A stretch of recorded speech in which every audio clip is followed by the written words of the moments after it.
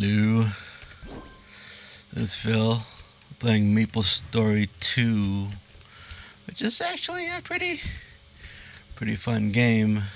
I have to say, I definitely love it better than the first Maplestory. So what's cool is you get to own a house. It's like basically Minecraft and Maplestory mixed in, you know. Oh no, Maplestory mixed in with Minecraft elements, obviously. But I do love the cutesy style stuff, graph style, you know. So anyway, so in MapleStory 2, every player gets to own a house. And we have like 3 save slots, yada yada yada yada yada.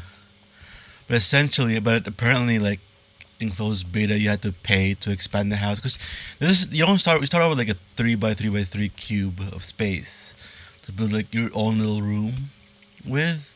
You can expand it to a maximum of 25 by 25. I don't know. I forgot the max height or something. But anyway, in order to expand it, you need money. But then I think they actually listened to the feedback. So now the expanding is free, and oh, I got something. And then expanding is free, and I think placing blocks might have been cost some mesos, but right now all this is zero. They show them they're free, but they show like 0 mesos, even though you need to pay for them. So I'm assuming a closed beta that you have to pay for them, which would have sucked because whole part of the most interesting part of MapleStory, at least for MapleStory fans, play like the MapleStory game and then build and stuff like that. At least I think so. Because well, anyway, that's it. Well, the point is make houses. Well, you keep on room to build stuff, and what I've decided to do is make a little obvious. You've already seen it from the beginning. To make a game board, a board game. I mean, well, same thing, right? Had to clear my throat. Oh, anyway, what's cool about the houses here compared to other like games like these, like Trove, for example? These ones, because most of the MMO voxels kind of game, like like Minecraft, just all mostly have like just blocks. You just build, stuff like that. Nothing interesting or anything like that. Like these ones have uh actually have interesting, you know uh well, these are called controllers, triggers and stuff like that. Like these computers are trigger controllers, and these are the triggers, the portals and the switches and stuff. And there's doors. You can have push controls the door, like this. See? So basically, this board game. Like it's kind of like a simplified version of like a tabletop RPG game. In the board game style, you roll dice and you move X spaces. It's not as free as like freeform-ish like a D&D one, but I really love the like aesthetics and style of board games where you roll dice to move X4 and stuff like that. So on this board, basically you can like play less if you're playing D&D. We have a dual dungeon DM. Narrate the whole game and come up with their own rules and stuff like that. I don't know what all players play. And now I was going to have 3 different types of game boards on all my 3 house slots. And this is the first one, the overworld one style. Basically, you go around trip like an actual RPG adventure. This is a starting town right here, and as you go around, as you see from the beginning, you get town. You get like a little. These are the gate. We'll talk about that later. But like a little dungeon there, then like a forest. And then this one you can like probably either it could be like a plateau, mountain range or whatever. Then you keep traversing, you see a snow field and stuff like that, and like they'll have. Cause I thought it'd be cool, like whoever's playing can come up with their own rules based on the board or whatever. Cause so you start on a town, you make a roll. And the way I was playing with a bit with my friend last night. Basically like these yellow gold blocks. These are the event squares. Basically, I was going to have like I'm gonna work on something. I was gonna make something on my off time, like in Game Maker or something will generate random events. Then whenever you pass these, right, you have to like pause. No matter no matter which one you roll, as long as you step on it, you have to pause. But then the DM draws an event card, right? Then he'll read the situation like, as you traverse through your path, you encounter a group of bandits closing in on a villager. Would you like to participate in the event or continue your roll? And if you choose to continue your roll, you have to skip that and just, continue your roll. Like, I roll a 4, I go like 1, 2, 3, and then I skip it and go 4 if I don't want to do it. If I want to do it, then the DM will continue reading. You stay on the spot. So even if you roll 4, if you decide to do it, you can't go on. You have to complete the event.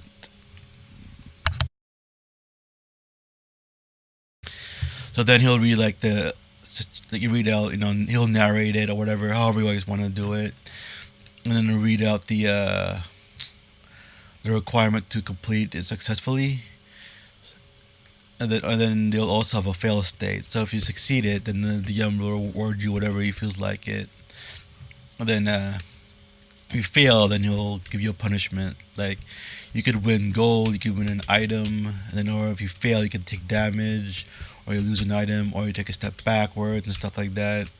There are all kind of bonuses, like not just items and gold, but like square bonuses. Like if you succeed, you can win a +5 to your roll or something like that. Or if you lose, you could take a few steps backwards, like that, something like that, or something like that. Whatever the DM comes up with, Like these squares are just general. So I was just gonna have like like I was saying earlier, I was gonna make like a game maker or something, make like it generate events, right? And they have like two different event stacks to draw from. There's a general ones. Then there are like specific ones to specific areas, like the forest. You can have it. You can either, when you land here, you can either choose to draw from the general event, or you can choose from event specific to this place, and so on and so on. And but it's really all. But you can. I was gonna have like have it all automated like that.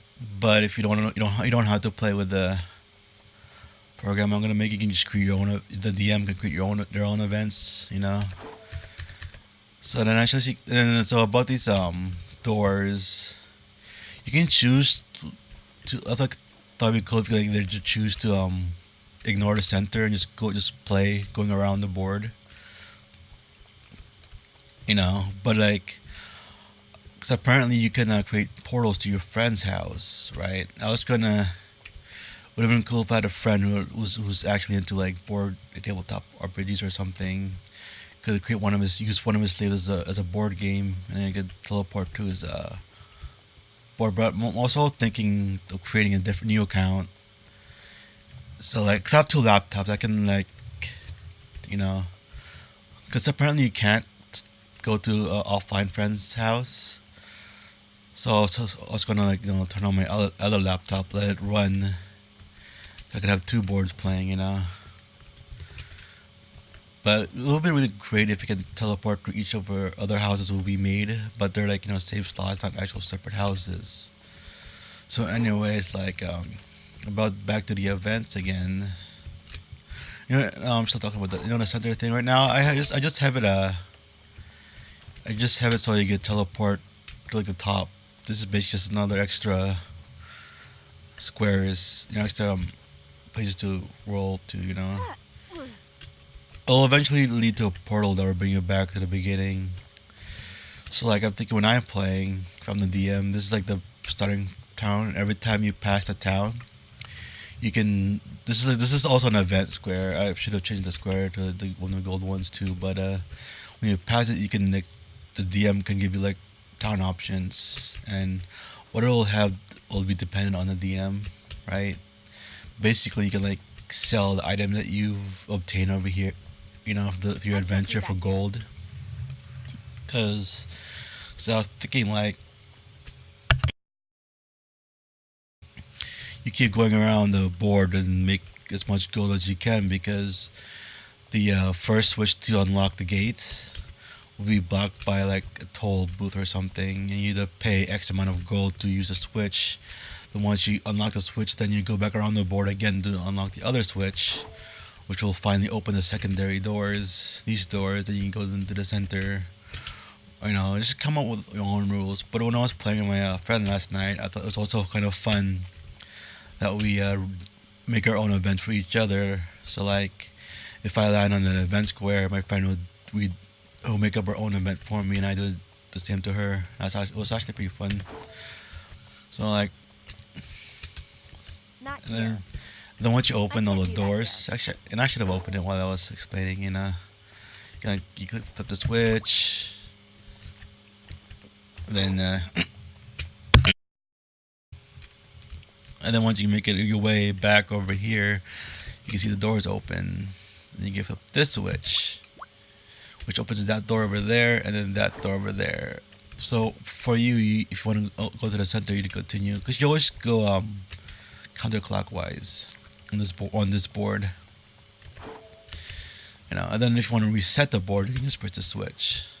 Boom. Which sets all of the switches to the off positions, which in turn closes the doors. So basically, that's my board. It would be cool to get some people to play with me, but Not here. you know. I can't do that here.